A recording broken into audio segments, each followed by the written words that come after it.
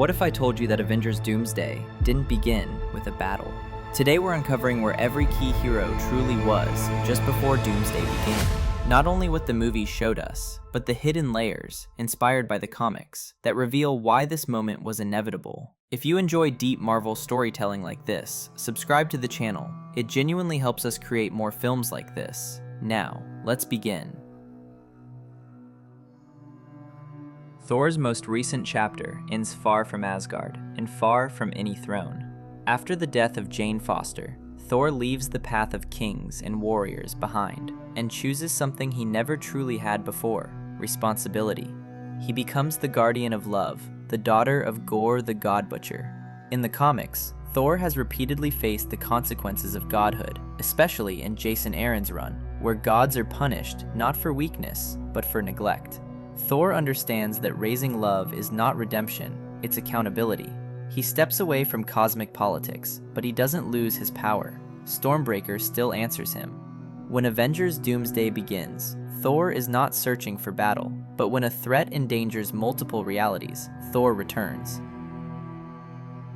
Steve Rogers' story ends where it began, in the past. After returning the Infinity Stones, he chooses to stay in the 1940s and live a full life with Peggy Carter.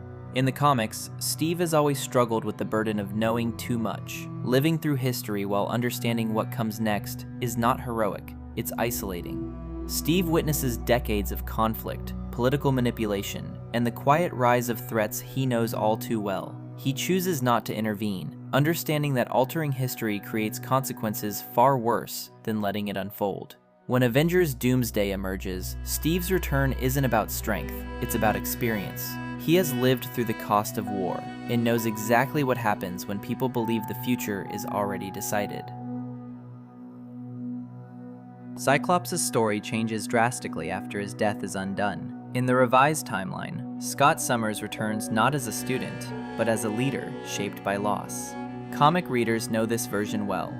After Avengers vs. X-Men, Cyclops becomes increasingly militant, convinced that mutants must be prepared to fight entire worlds if necessary. As a teacher, Scott trains the next generation with one rule: hope is not a strategy. When Doomsday emerges, Cyclops is already mobilizing. He understands that Avengers-level threats require X-Men-level discipline, and this time, he's not following anyone's orders. In the comics, his resurrection hardens him. He learns leadership isn't about hope. In Avengers Doomsday, when chaos spreads and alliances fracture, Cyclops becomes the battlefield constant, coordinating heroes, making impossible calls, and proving once again why the X-Men always trusted him with command. Professor X's death was never the end. In the comics, Charles Xavier has transferred his consciousness multiple times, treating the body as a vessel, not an identity. After surviving via mental transfer, Xavier returns changed, less idealistic, more cautious. Years of mutant extinction timelines, especially in Days of Future Past and House of X, have taught him a brutal lesson. Telepathy can't stop extinction, only preparation can. When Doomsday begins, Xavier doesn't fight, he connects minds. Avengers, mutants, sorcerers, all linked through strategy, foresight, and coordination. It's clear that when Doomsday arrives, Professor X gonna be one of the minds shaping how the battle is fought. Magneto's last cinematic appearance ends quietly. After Jean Grey's sacrifice, he reconciles with Charles Xavier, choosing coexistence over war. But in the comics, this phase of Magneto's life is always temporary.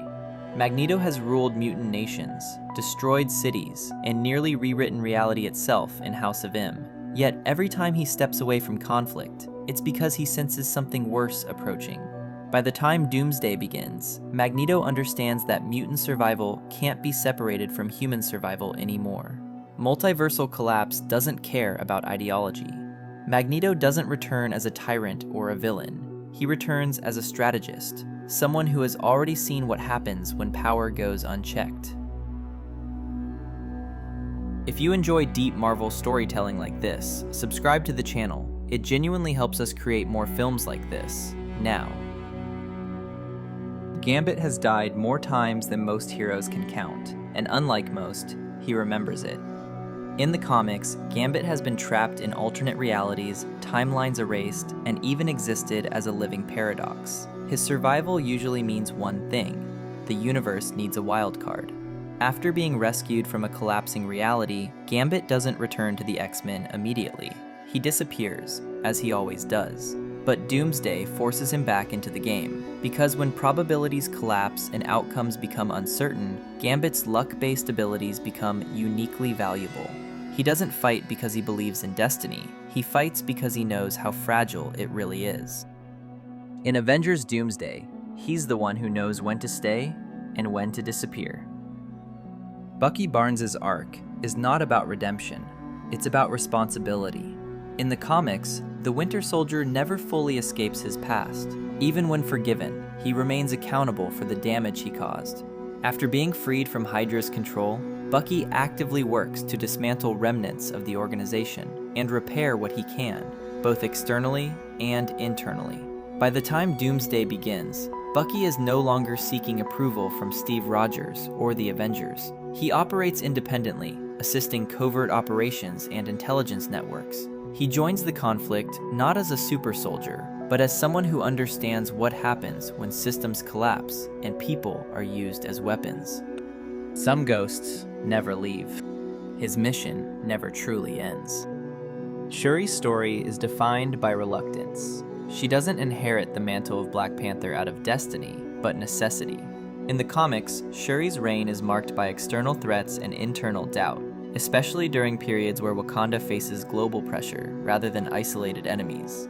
As ruler and Black Panther, Shuri becomes aware of something previous kings never fully acknowledged: Wakanda cannot stay neutral forever. With vibranium technology tied to global power structures, Wakanda becomes strategically important in any Doomsday-level conflict.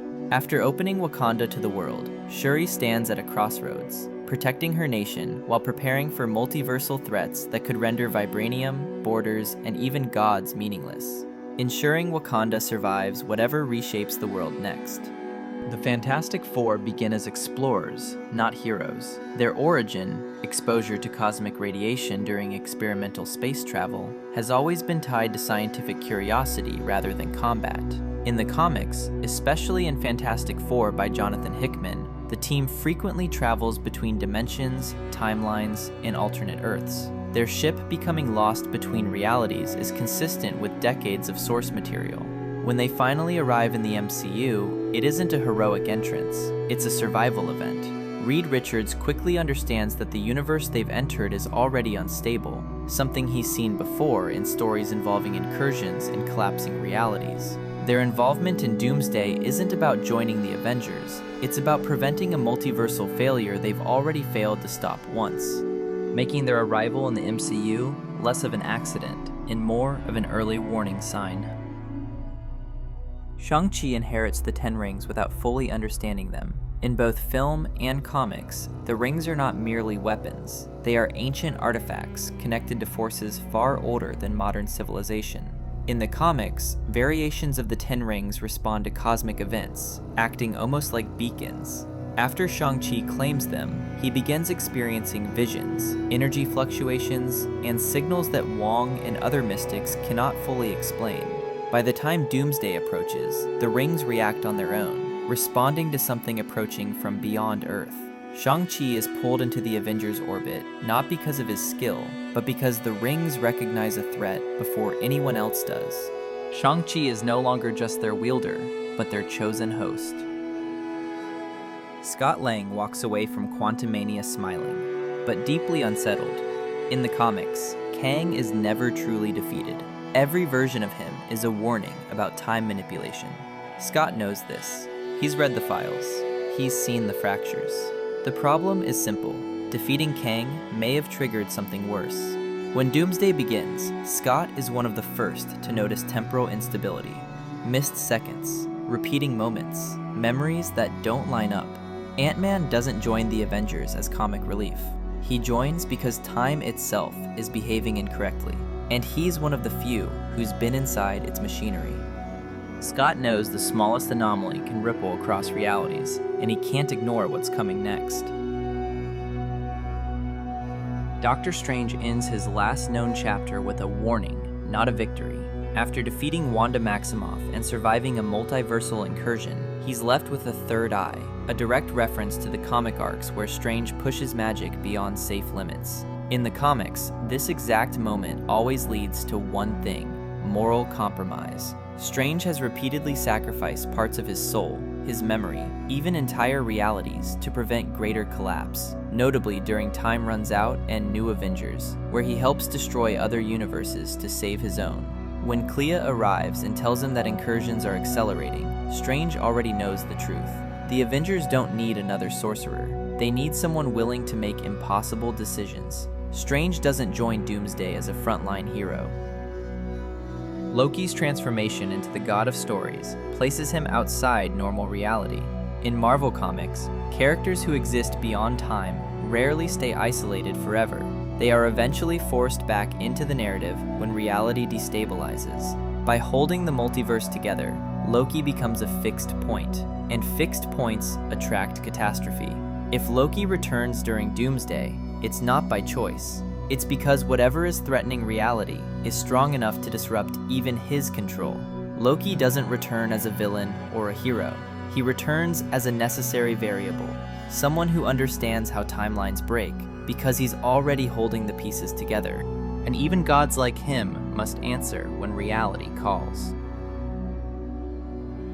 That's a wrap on this journey through our heroes before Avengers Doomsday. Hope you enjoyed it. Hit like, drop a comment, and don't forget to subscribe. It really helps me make more epic videos. Thanks for watching. See you in the next one.